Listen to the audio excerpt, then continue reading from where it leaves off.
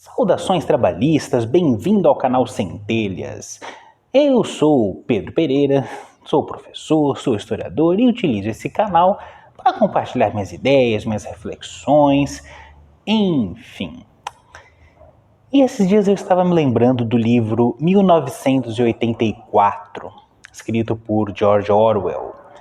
1984, que trata de um futuro distópico, é uma crítica à União Soviética, da década de 40, 50, enfim, onde George Orwell imagina um futuro distópico, dominado o mundo por 3 países que adotam um tipo de regime totalitário. E, dentre tantas coisas, um elemento importante que George Orwell imagina na estrutura desse regime é o Ministério da Verdade. Um ministério encarregado de construir uma narrativa oficial que era absolutamente adotada como verdade. Uma narrativa para legitimar o presente estado de coisas. Se esse país estava em guerra com outro país e era aliado de um terceiro, logo, essa narrativa tratava de tornar isso verdade, como se esses países sempre tivessem estado em guerra ou sempre tivessem sido aliados, dependendo da conveniência do momento. Nem que para isso precisasse destruir provas do passado, jornais, panfletos, enfim.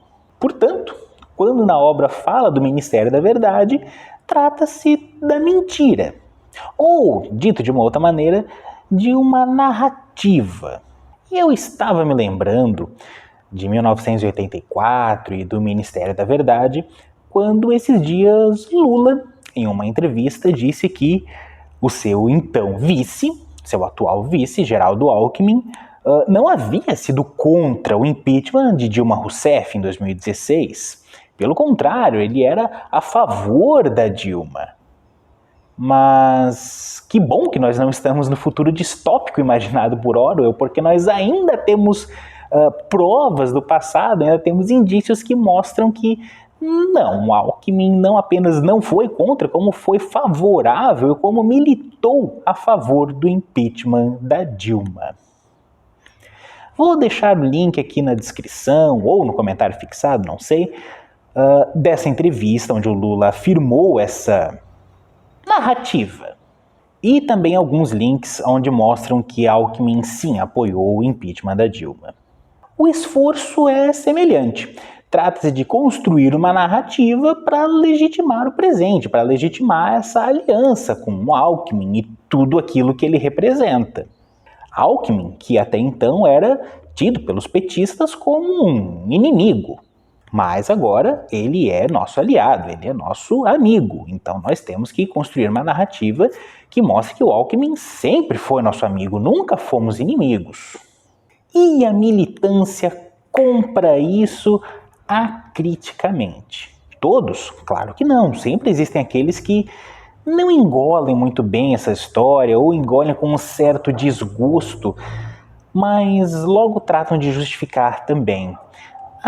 Poxa, é verdade, o Alckmin, né, é o Alckmin, mas é preciso unidade nesse momento, precisamos todos nos unir para derrotar Bolsonaro.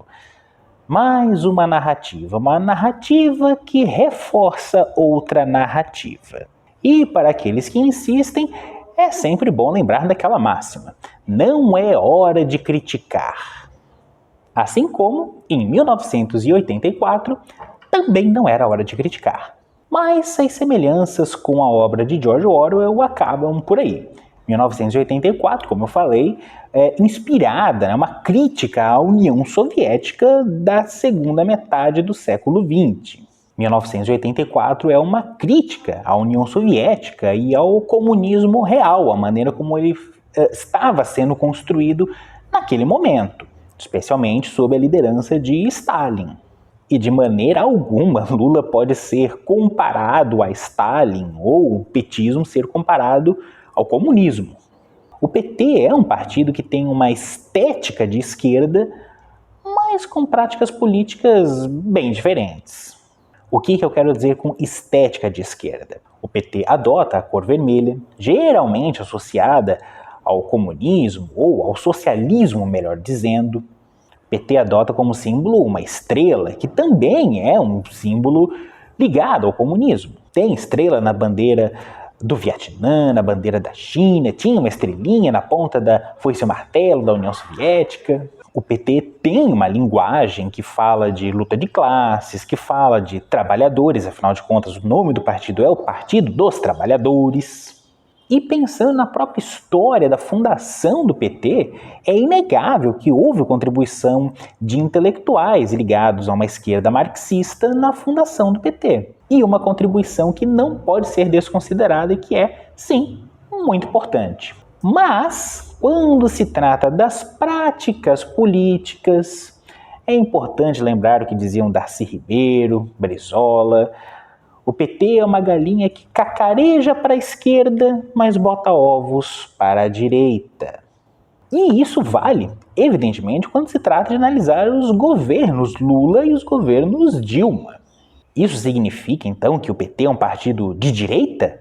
Não. O PT é um partido que surge na década de 80, se opondo, por um lado, ao comunismo, tanto do Partidão como do PCdoB, à época, como ao trabalhismo. E o PT é um partido que se encarregou de fazer uma oposição dentro do sistema estabelecido pós-Constituição de 88. E quando chegou ao poder, governou dentro do sistema.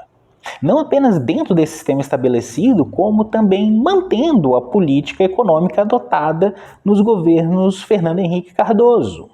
É inegável que as políticas sociais foram, sim, muito melhoradas e muito importantes para o Brasil nesse contexto. Não há dúvidas quanto a isso. Portanto, é possível falar que o PT adotou um social-liberalismo, pode-se dizer assim, ou, como prefere o Cássio Moreira, o social-desenvolvimentismo, mas, de qualquer maneira, muito diferente do nacional-desenvolvimentismo associado ao trabalhismo, que pode ser comparado com a social-democracia, praticada em alguns países europeus, e muito, muito longe do socialismo, seja o socialismo de Cuba ou aquele praticado na União Soviética, nos estados satélites da União Soviética, ou da China, ou enfim. E se você ainda tem dúvidas que o PT não é um partido comunista e que o Lula não é um comunista, lembre-se que um dos primeiros esforços feitos foi justamente o filme Lula, Filho do Brasil, que a todo momento tentava mostrar de que não, Lula era um trabalhador, era alguém vinculado aos sindicatos, mas que não era comunista. Eu lembro de pelo menos uns 3 momentos do filme em que se afirma que não, Lula não é um comunista. Que é importante levar em consideração o contexto em que esse filme foi feito e lançado, não é verdade? E quando a gente fala desse período brasileiro, né, ou essa oposição que o PT fazia dentro do sistema, né, aí sim nós podemos falar em uma polarização entre o PT, de um lado, e os tucanos, do outro, que tinha em Geraldo Alckmin uma das suas maiores figuras, um de seus grandes expoentes. Ou talvez podemos pensar como 2 faces da mesma moeda, daquilo que Nildo Orix e outros intelectuais da esquerda brasileira chamam de petucanismo. Portanto, não, Lula não é uma ameaça vermelha, Lula não é uma ameaça comunista, o PT não é um partido comunista. Hoje só 2 tipos de pessoas acreditam nisso: os bolsominions e os petistas radicais. E mais do que nunca, em 2022, o PT cacareja para a esquerda, mas bota ovos para a direita. Lula tem buscado o mesmo modelo adotado em 2003, em 2006, tem procurado se aliar às mesmas figuras às quais eram aliados nesse contexto, o mesmo centrão, agora acrescido de alguns outros nomes que até então eram inimigos, como Alckmin, mas tudo legitimado pela narrativa de é preciso unidade para derrotar Bolsonaro. Narrativa essa produzida não pelo Ministério da Verdade, mas talvez pelo Ministério da Verdade pós-moderno, as redes sociais. E a pergunta é: quando vai chegar a hora de criticar? Mas agora eu quero saber de vocês. Concordam com a minha análise? Deixe um comentário. Já aproveita, curte esse vídeo, compartilha, inscreva-se se você ainda não é inscrito e temos outros vídeos aqui no canal para você assistir. Nos vemos em uma outra oportunidade. Até!